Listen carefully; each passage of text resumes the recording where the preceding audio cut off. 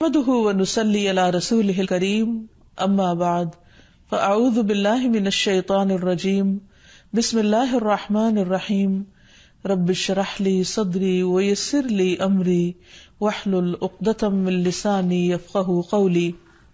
السلام علیکم ورحمۃ اللہ وبرکاتہ۔ ناظرین، پروگرام دعا کیجیے کے ساتھ آپ کی خدمت میں حاضر ہیں۔ آج ہم انشاءاللہ ازواج اور اولاد کے لیے کی جانے والی دعاؤں کے بارے میں بات کریں گے کہ قرآن و سنت میں ہمیں اس بارے میں کیا رہنمائی ملتی ہے۔ دعا ایسی چیز ہے جو انسان کی تقدیر کو بدل دیتی ہے۔ عام طور پر ہم اپنے خاندانی زندگی میں، گھریلو زندگی میں جب پریشان ہوتے ہیں تو ہم سمجھتے ہیں کہ شاید یہ مشکلات زندگی کا حصہ ہیں اور ان میں کبھی کوئی تبدیلی نہیں ہو سکتی، حالانکہ اللہ سبحانہ و تعالیٰ کے لیے کسی بھی چیز کو بدلنا کچھ بھی مشکل نہیں۔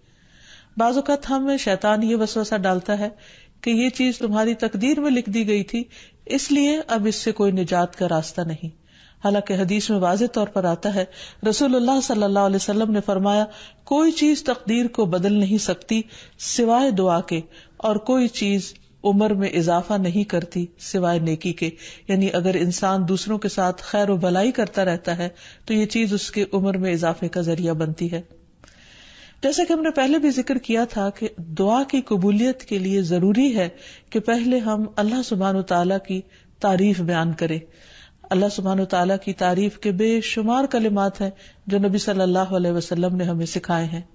ان میں سے ایک یہ بھی ہے، مصعب بن سعد اپنے والد سے روایت کرتے ہیں کہ ایک اعرابی رسول اللہ صلی اللہ علیہ وسلم کی خدمت میں حاضر ہوا اور عرض کیا کہ یا رسول اللہ، مجھے ایسا کلام سکھائیں جسے میں پڑھتا رہوں۔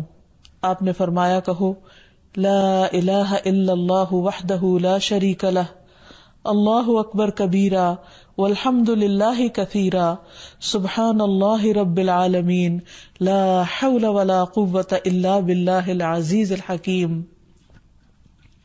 اللہ کے سوا کوئی الہ نہیں، وہ اکیلا ہے، اس کا کوئی شریک نہیں، اللہ سب سے بڑا ہے، بہت بڑا، اور تمام تعریفیں اللہ کے لیے ہیں، بہت زیادہ پاک ہے اللہ جو تمام جہانوں کا رب ہے، نہیں کوئی برائی سے بچنے کی ہمت اور نیکی کرنے کی قوت سوائے اللہ کے جو بہت زبردست حکمت والا ہے۔